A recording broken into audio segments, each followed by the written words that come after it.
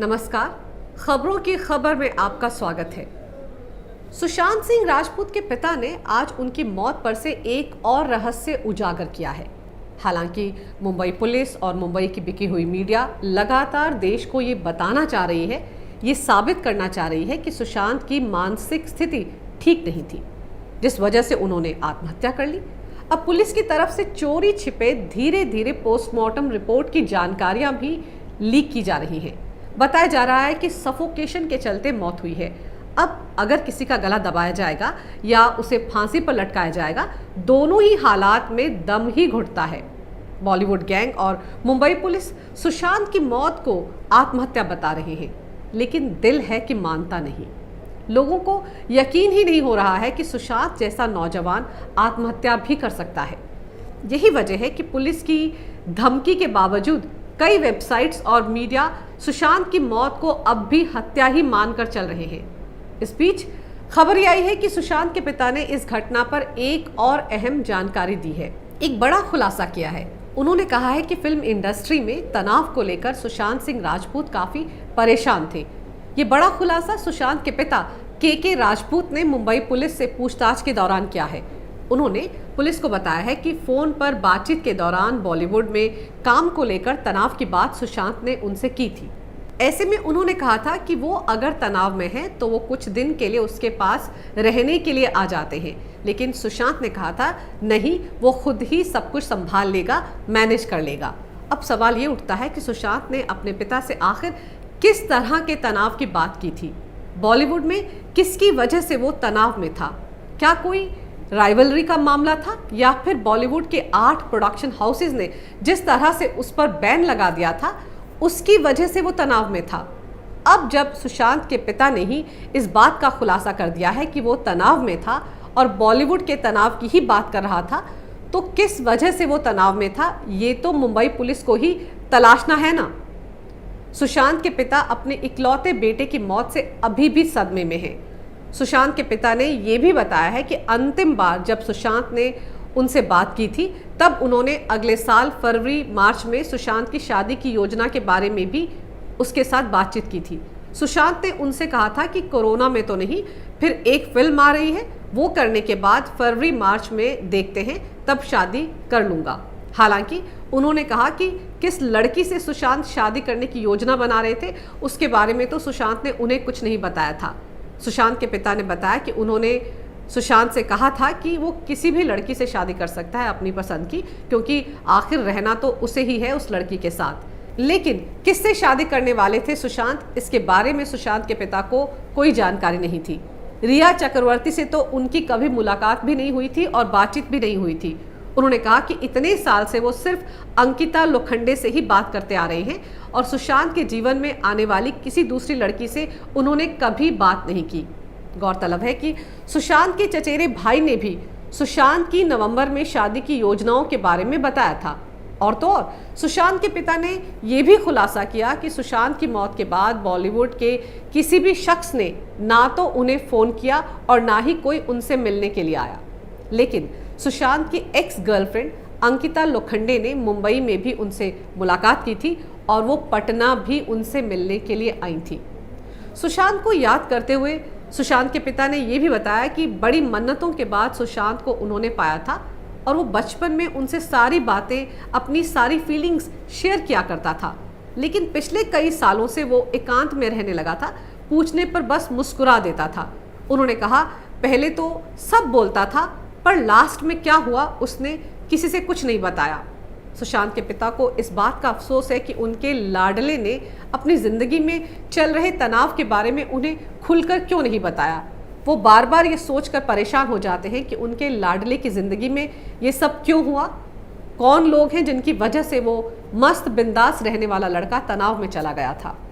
सुशांत की मौत के बाद उसके पिता पूरी तरह टूट गए हैं। ज़रा सोचिए, सुशांत के फैंस और दोस्त तो उसे शिद्दत से याद कर ही रहे हैं, लेकिन उसके पिता जिन्होंने उसे पाल पोस कर बड़ा किया था, माँ के निधन के बाद जिसे संभाला था, और वो भी अचानक उन्हें इस तरह से छोड़कर चला गया, ऐसे में उनके गम का आलम क्या होगा इसका अंदाज़ा नहीं लगाया जा सकता।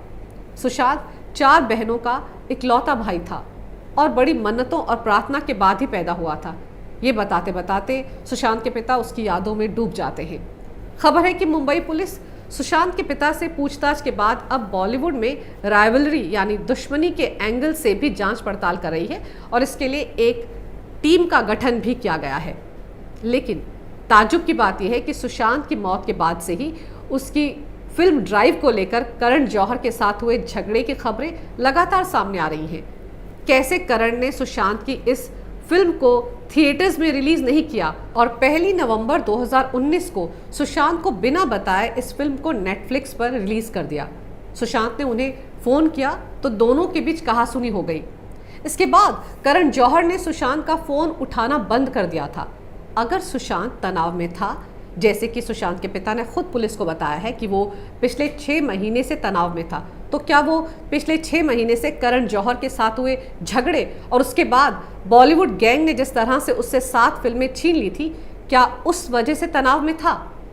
कॉन्ट्रैक्ट के मुताबिक ड्राइव को थिएटर्स में रिलीज होना चाहिए था, लेकिन करण जौहर ने ऐसा ना करके ना सिर्फ अपना कॉन्ट्रैक्ट तोड़ा बल्कि एक होनहार कलाकार के साथ धोखा भी किया। साफ है कि फिल्म ड्राइव से सुशांत को काफ़ी उम्मीद थी, लेकिन करण के अनप्रोफेशनल रवैये के चलते सुशांत को काफ़ी दुख पहुंचा था और फिर गैंगबाजी और भाई भतीजावाद के चलते सारे प्रोडक्शन हाउस सुशांत के खिलाफ लामबंद हो गए थे। इससे भी कोई भी कलाकार जो बॉलीवुड में आउटसाइडर हो, जो बड़ी मेहनत से इस मकाम तक पहुंचा हो, जिसका कोई गॉडफादर ना हो, वो तो तनाव में चला ही जाएगा। ये बात कैपिटल टीवी डे 1 से कह रहा है। लेकिन मुंबई पुलिस तो पिछले 10 दिन में सिर्फ 23 ऐसे लोगों से ही पूछताछ कर पाई है जो सुशांत के करीबी हैं। लेकिन इसके बावजूद पुलिस अभी तक तनाव की वजह का खुलासा नहीं कर पाई है। बॉलीवुड गैंग की बड़ी मछलियों से तो अभी तक मुंबई पुलिस का पूछताछ का कोई इरादा नजर ही नहीं आ रहा है। आदित्य चोपड़ा का 3 फिल्मों का जो कॉन्ट्रैक्ट सुशांत के साथ था, वो पुलिस को मिल चुका है 4 दिन पहले। फिर उसके आगे मुंबई पुलिस ने क्या किया?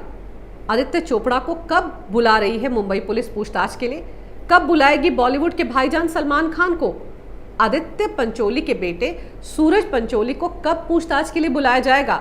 दरअसल सूरज से झगड़े के बाद सलमान खान ने ही फोन पर सुशांत को डांट लगाई थी। तो सवाल यह है कि बड़ी मछलियों पर कब हाथ डालेगी मुंबई पुलिस? दरअसल सुशांत की संदिग्ध हालात में हुई मौत के बाद से लगातार ये सवाल उठ रहा है कि आखिर उसकी मौत की वजह क्या है। क्या उसकी हत्या की गई? अगर हाँ, तो किसने की? और अगर आत्महत्या है तो उसके पीछे की वजह क्या है? किस तनाव के चलते उसने इतना बड़ा कदम उठाया और एक सुसाइड नोट तक नहीं लिखा, वो भी तब जबकि सुशांत डायरी भी लिखता था। कितनी बार ये खबर भी आई है कि पुलिस को सुशांत की डायरियां मिल गई हैं, पर इस पर कहीं कोई खबर, कोई जानकारी पुलिस की तरफ से सामने नहीं आई है। मुंबई पुलिस ने सुशांत की फाइनल पोस्टमार्टम रिपोर्ट आने के बाद ये कह दिया है कि ये तो आत्महत्या का मामला है। हालांकि अभी विस्रा रिपोर्ट आनी बाकी है। मुंबई पुलिस ने तो ये भी कहना शुरू कर दिया है कि वो तमाम चैनल्स जो आत्महत्या के इस केस को हत्या बता रहे हैं, उनके खिलाफ कार्रवाई की जाएगी। कमाल है, मुंबई पुलिस जांच पड़ताल करने की बजाय मीडिया को धमकाने में लग गई है। मायानगरी मुंबई की पुलिस को क्या ये समझाने की जरूरत है कि किसी भी मामले की जांच एक लकीर की तरह सीधी नहीं होती है। जांच चौतरफा दिशा में आगे बढ़ती है, उसके कई एंगल और कई पहलू होते हैं। और बॉलीवुड से जुड़े एक स्टार की मौत की जांच सिर्फ और सिर्फ आत्महत्या के एंगल पर ही क्यों की जा रही है? मुंबई पुलिस को तो हर एंगल से इस मामले की जांच पड़ताल करनी चाहिए। हत्या के एंगल से भी तो जांच को आगे बढ़ाया जाना चाहिए। अगर मीडिया में मुंबई पुलिस की जांच पर सवाल उठ रहे हैं तो ये सब बेवजह तो नहीं हो रहा है, उसकी ठोस वजह है। इतिहास उठाकर देख लीजिए, बॉलीवुड के गैंग से जुड़े मामलों की जांच गोल गोल घूमकर खत्म हो जाती है, नतीजा कभी निकल ही नहीं पाता है। दिव्या भारती हो, प्रवीण बॉबी हो या फिर जिया खान हो, वैसे भी नाक का सवाल तो इस मामले को पुलिस को बनाना ही नहीं चाहिए।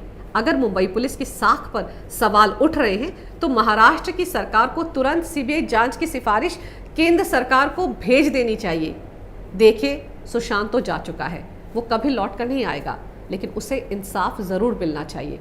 उसके पिता और परिवार को इंसाफ ज़रूर मिलना चाहिए। वो तनाव में क्यों था, ये वजह साफ होनी चाहिए। उसके तनाव के पीछे कौन थे, उनके चेहरे भी बेनकाब होने चाहिए। अगर आपको मेरा ये वीडियो अच्छा लगे तो कृपया इसे लाइक करें, शेयर करें और हमारे चैनल को सब्सक्राइब ज़रूर करें। देखते रहिए कैपिटल टीवी।